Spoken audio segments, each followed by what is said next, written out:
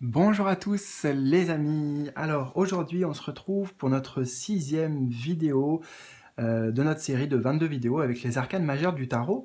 Donc aujourd'hui la numéro 6, eh bien, elle est placée sous le signe des amoureux, l'amoureux dans le tarot traditionnel. Voilà. Donc on va voir ensemble, qui dit amoureux dit qu'est-ce que tu aimes et qu'est-ce que tu n'aimes pas. Et là en l'occurrence on va voir qu'est-ce que tu aimes chez toi et qu'est-ce que tu n'aimes pas. Et bien sûr, le but de ce tirage aussi, ça va être peut-être d'apprivoiser la partie de toi que tu n'aimes pas et essayer d'amener une forme, comme on le voit ici, ou dans toutes les cartes d'ailleurs, hein, une forme d'harmonie, de cohésion pour aller justement vers plus d'amour de soi, d'amour pour soi. Voilà, donc si tu tombes sur cette vidéo aussi par hasard, que tu n'as pas vu les autres, juste je te mets une courte vidéo d'introduction, je te mets un lien en haut à droite normalement, ça dure pas longtemps et ça t'expliquera un petit peu comment ça marche, comment fonctionnent ces différents tirages. Voilà. Donc pour aujourd'hui, je t'invite à faire un choix donc entre ces trois propositions. Je te mets la carte des amoureux, donc dans chaque tarot de plus près, pour t'aider à faire ton choix si tu le fais par ce biais-là. Voilà, si tu regardes la vidéo d'introduction, tu verras aussi comment tu peux suivre cette série de 22 vidéos autrement, et pour faire tes choix aussi. Donc, le choix 1, le choix numéro 2, et le choix numéro 3. Voilà. Alors, bien écoute, en bas de la vidéo, je te mets les timings qui correspondent à chacun de ces choix et je te retrouve tout de suite avec grand plaisir pour ton tirage. C'est parti! Je commence donc avec toi qui as fait le choix numéro 1. Alors, on va voir ici ce que tu aimes chez toi, les parties de toi que tu aimes, et ici ce que tu aimes un peu moins. Donc, on va comparer ces deux cartes, voir les similitudes, voir les différences, et bien justement, le but, c'est d'aller aussi travailler sur cette partie qu'on aime un peu moins. Alors, ce que tu aimes, on a la numéro 3, l'impératrice, et ce que tu aimes moins, on a numéro 1, le magicien.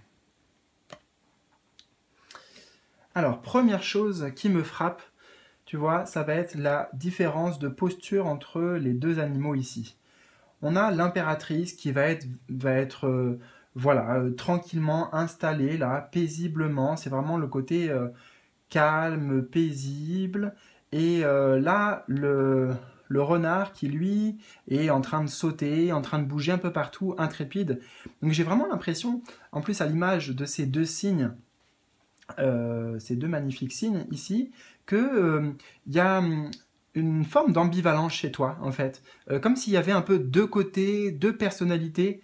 Alors, on a tous plusieurs personnages en soi, mais toi, le personnage que tu aimes, c'est le personnage qui va être à la cool, calme, avec un tempérament aussi bienveillant, chaleureux, parce que l'impératrice, c'est vraiment la maman dans le tarot, hein, donc voilà, tu sais, parler calmement, être doux envers toi-même, envers les autres. Donc cette partie-là, en plus, elle indique que tu as plutôt une bonne relation, je dirais, avec l'image que tu as de toi, avec ton corps notamment, avec ton physique. Voilà, je voulais dire ton corps et ton physique. Donc là, il y a plutôt une bonne coopération et une bonne image. Mais par contre, tu vois, le magicien ici indique que tu as aussi de temps en temps un côté un peu foufou, intrépide, j'ai ce mot-là avec ce renard en train de sauter là, intrépide ou qui trépigne d'impatience, tu vois, un peu tout l'inverse de celle-ci, justement, là qui est calme, posé, et lui qui n'arrête pas de sauter, voilà, on ne sait pas pourquoi, qui s'agite un peu, donc j'ai l'impression que tu dois avoir des fois des phases où tu te retrouves dans ce côté de l'impératrice, zen, voilà, zen, tranquille, et puis des fois où ça s'agite. Et peut-être c'est que ça s'agite aussi au niveau psychique, au niveau mental, ou alors tu as l'impression d'avoir besoin des fois d'être absolument en train de faire des choses, de bouger à droite, à gauche, d'être dans un rythme aussi beaucoup plus soutenu, beaucoup plus accéléré.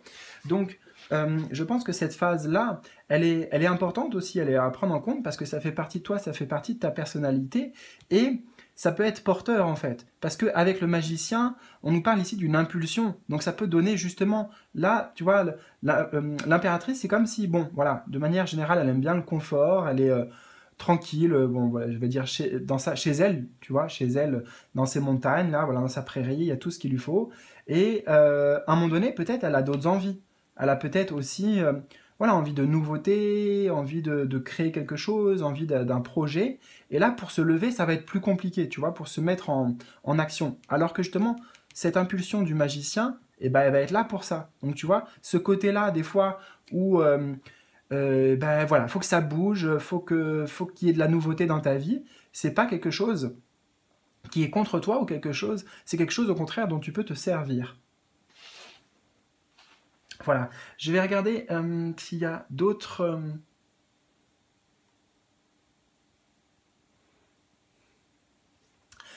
également, tu aimes bien le côté chez toi où l'impératrice, comme je t'ai dit, elle est dans une forme de confort. C'est-à-dire qu'elle n'a pas besoin de grand-chose en fait pour être bien.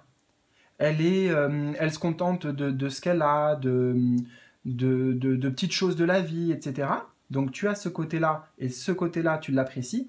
Et parfois, par contre, c'est pour ça qu'il y a encore, on retrouve cette ambivalence, il y a un côté un peu, ah bah tiens, là, il me faudrait ça, j'ai besoin de ça, tu vois, ça va, là aussi, ça va dans tous les sens. Si je te traduis, par exemple, alors je dis pas que c'est exactement comme ça pour toi que ça se passe, mais ça pourrait être le cas, ça pourrait être bah, des moments où t'es pas vraiment dépensière ou dépensier, voilà, tu es plutôt dans... Voilà, tu es bien avec ce que tu as, dans ce que tu as, dans tes acquisitions, pas besoin de changer, voilà. Par exemple, ta garde-robe, tu vois, je te donne un exemple. C'est comme si tu avais ta garde-robe, ben voilà, tu aimes bien ce que tu as, ça te va bien comme ça. Et à d'autres moments, eh ben, il y a des achats compulsifs, des achats, voilà, il faut que j'achète ça, j'ai besoin de ça, j'ai envie de ça, etc. Et bah, peut-être que ça te fait justement sortir de ta zone de confort, hein, ces phases-là, cette personnalité-là qui émerge, mais eh ben, tu en as besoin aussi. Et de toute façon, comme ces deux signes, ils sont en complémentarité, ça fait partie de toi, donc l'important, c'est de pouvoir réunir ces deux parties. Voilà. Écoute, j'espère que bah, ce petit tirage d'aujourd'hui t'aura plu et que ça t'aura parlé. N'hésite pas si tu veux à me partager tes ressentis dans les commentaires, par exemple, en bas de cette vidéo. Voilà. Je te souhaite le meilleur et puis on se retrouve bientôt pour la suite. Salut, salut!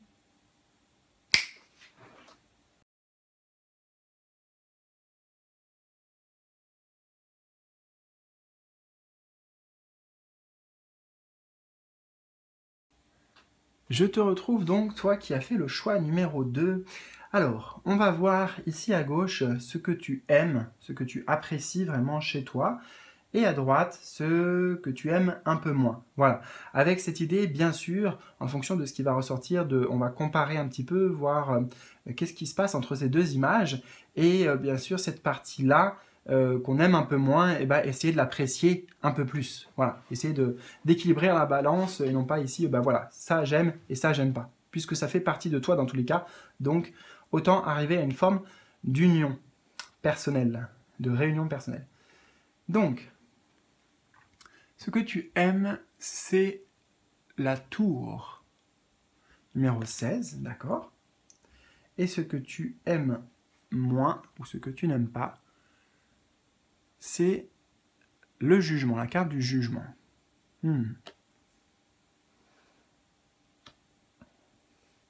Alors c'est intéressant, il y a des choses dans les deux cartes qu'on retrouve ici, tu vois, un peu sur le même coin en plus. Donc là, à gauche, on a un éclair, hein, donc là, qui va représenter aussi ce que tu aimes, et là, c'est plutôt de la lumière.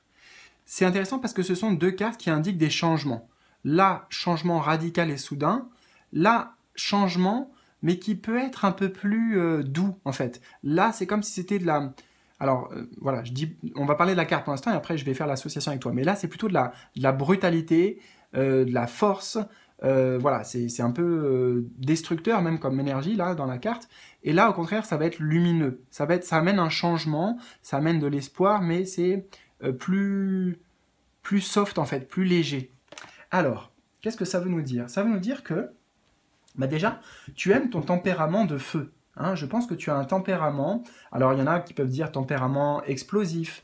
euh, euh, Comment dire, quelqu'un qui mâche pas ses mots. Tu vois, ce côté-là de toi qui peut être un peu parfois rentre dedans, qui peut être voilà percutant, et bah donc t'as pas peur de t'affirmer de cette manière-là. Par contre, le côté de toi où tu dois réveiller en fait peut-être une certaine forme de, de, de douceur, tu vois, d'apaisement, ça, t'as l'impression que c'est pas toi en fait. C'est ça. C'est pour ça. Pourtant, ça fait partie de toi. C'est ce qu'on te dit ici. Ça fait partie de toi, mais cette partie-là, tu la rejettes. T'aimes bien quand ça bouge vite, quand c'est, ouais, j'ai des termes comme ça en fait, enfin des expressions percutants. T'aimes peut-être changer les choses sur un coup de tête, tu vois, ou suivre des envies comme ça parce que ça t'a pris et voilà, ça arrive comme un déclic et on y va. Et normalement, avec la carte du jugement, il y a aussi une forme de déclic, de révélation, mais tu vois, l'environnement est différent. Là, bon, peu importe, l'atmosphère ici, c'est la pluie, etc. Mais là, c'est la neige et il y a quelque chose, tu vois, des petites fleurs qui commencent à émerger. Donc, il y a un côté, voilà, on prend son temps. On accueille aussi peut-être des révélations, des prises de conscience. Donc, c'est comme si tu aimes bien le côté chez toi, bon, bah, j'agis, je me pose pas trop de questions. Voilà, là, il faut un changement radical, j'y vais. Par contre, le côté qui nécessite un peu plus de, je dirais pas forcément de réflexion, mais de maturation spirituelle, et bah ça va te saouler en fait. Hein, c'est ça. Et pareil, si je vois les deux cartes, on a un côté ici qui est fort, robuste, et ici un côté avec cette personne qui est légèrement vêtue, et puis même avec le manteau presque qui en tombe, le côté fragilité. Donc tu aimes bien ce tempérament, tu aimes bien exposer euh, ce tempérament tout court, voilà, c'est un tempérament affirmé. Par contre, le côté fragile qui est en toi pourtant, qui existe puisqu'il est présent là à travers ce tirage, eh bien celui-ci, tu l'aimes un peu moins.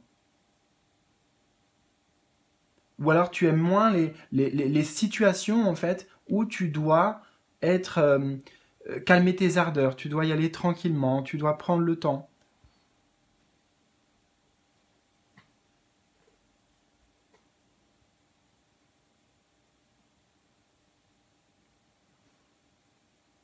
Pour moi, c'est vraiment euh, la relation avec la temporalité qui est difficile pour toi. Tu vois?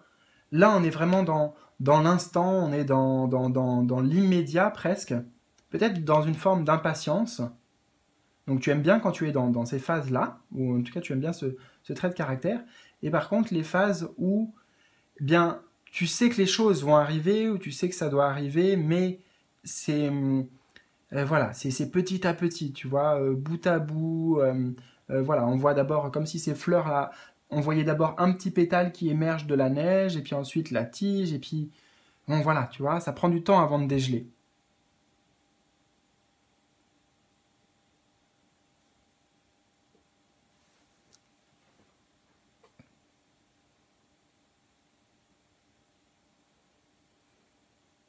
Donc on a cette ambivalence entre force et douceur, euh, euh, spontanéité, immédiateté, et puis un peu de patience. Voilà, il y a vraiment ces deux côtés chez toi.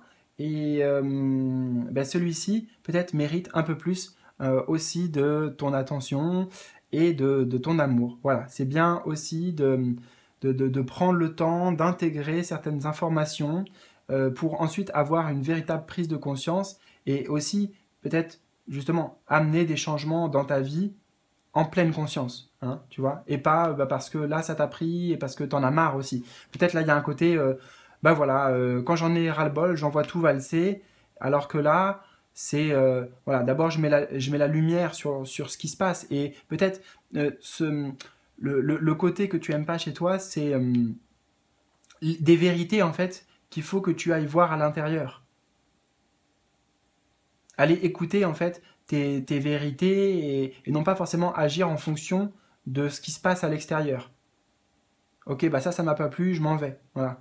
Peut-être réfléchir à pourquoi ça m'a pas plu, qu'est-ce que ça vient éveiller en moi, tu vois, en miroir en fait, qu'est-ce que ça vient me renvoyer. Voilà, écoute, j'espère en tout cas que ce petit tirage du jour t'aura parlé. Je te retrouve bientôt pour la suite. Et puis, si tu veux me partager tes ressentis dans les commentaires, et ben surtout, n'hésite pas. Voilà. Donc, et ben, à très bientôt. Je te souhaite le meilleur. Salut, salut.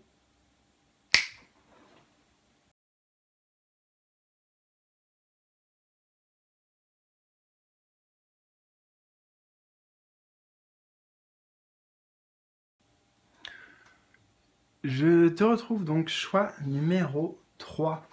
Alors, on va voir ici à gauche, qu'est-ce que tu aimes chez toi, hein, les parties de toi que tu aimes, et ici, bah, celles que tu n'aimes pas, ou celles avec laquelle tu as un peu plus de difficultés. Donc ça va être intéressant non, de faire une comparaison entre les deux images, voilà, et en même temps aussi, bah, bien sûr, forcément, cette partie que tu aimes un peu moins, et bah, essayer de faire des efforts, essayer de mettre des choses en place pour l'aimer et l'intégrer un peu plus, voilà, l'accepter un peu plus. Donc, ce que tu aimes chez toi, c'est la numéro 20, donc le jugement traditionnellement. Ok. Et ce que tu aimes moins, c'est la numéro 9, l'ermite. Là aussi, traditionnellement. Alors, qu'est-ce qu'on a ici? Première chose qui me vient, ce que tu aimes chez toi, eh ben, je dirais c'est ton côté différent. Ta différence, peut-être ton originalité, peut-être que ça se joue au niveau physique, au niveau de la façon de penser, de la façon d'être. Moi, j'ai quelqu'un ici qui s'assume et qui reconnaît en fait, qui reconnaît ses différences. Et c'est une grande force, hein, soit dit en passant, parce que là, on est vraiment dans la position de la partie de toi, ce que tu aimes chez toi. Donc c'est déjà très bien en fait d'être dans cette acceptation de ces différences. Donc tu as déjà dû faire pas mal de chemin, je pense, et notamment spirituellement, au niveau aussi de peut-être faire certains deuils, tu vois, faire le deuil de bah, justement de pouvoir pas plaire à tout le monde, parfois d'être face à du jugement, etc. Et voilà, donc il y a une forme d'acceptation. Par contre, avec la numéro 9 ici, ben, ce que tu aimes pas, c'est que il y a un côté solitaire. L'ermite, hein, voilà, même si là on a une représentation particulière avec un marin, je ne sais pas qui c'est censé représenter. Tu auras sûrement la référence avec voilà, sa casquette là. Je sais pas. Voilà. Est-ce que c'est Cousteau ou je sais pas qui? Non, je crois pas que ce soit ça, mais peu importe. Et tu vois quelqu'un ici là qui est un chercheur, mais un chercheur solitaire. Et bah, c'est un peu, j'entends le revers de la médaille. C'est-à-dire que d'un côté, tu es bien avec toi-même et tu acceptes peut-être tes défauts, etc., etc. Donc ça, c'est bien. Par contre, ben, ce que t'aimes pas, c'est que ça te plonge dans une certaine forme de solitude. Ou peut-être que tu aimes pas parce que tu as l'impression que comme tu es différent, eh ben, tu vas pas pouvoir être accepté, donc tu te mets à l'écart.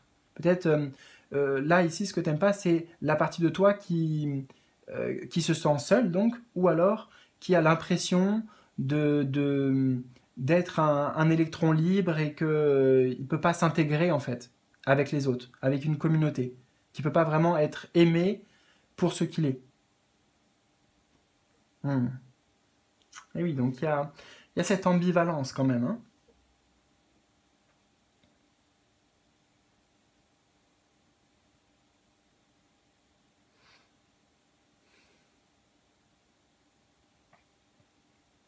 Alors, ce que tu aimes chez toi aussi, c'est les... comment te dire ça?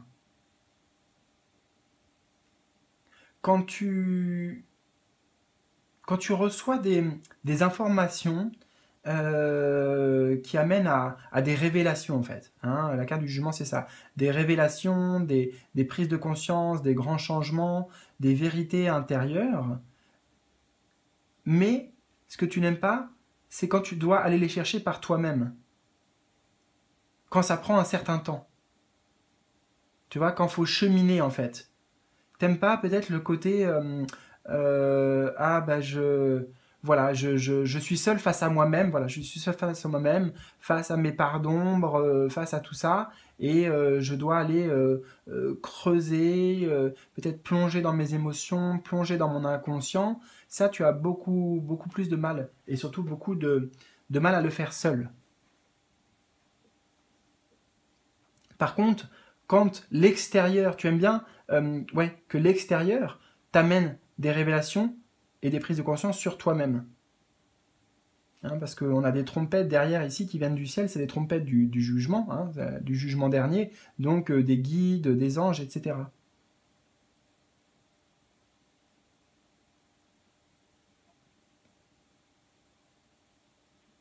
Mais je dirais c'est important d'apprécier davantage la solitude. La solitude, c'est pas forcément quelque chose qui doit être mal vécu. Et c'est pas un vilain mot, la solitude. Tu vois. Et oui, c'est peut-être un petit peu lié à ta personnalité. C'est peut-être quelque chose euh, que tu cultives aussi, hein, inconsciemment, sans t'en rendre compte. Parce que en étant enfin, quand on va s'affirmer, plus on va s'affirmer différent. Et alors pour certains, oui, ça peut plaire ou ça peut, ils vont pas avoir peur de ça. Mais pour la plupart, eh bien, ça peut amener du rejet ou voilà, non, je veux pas voir, je veux pas te suivre.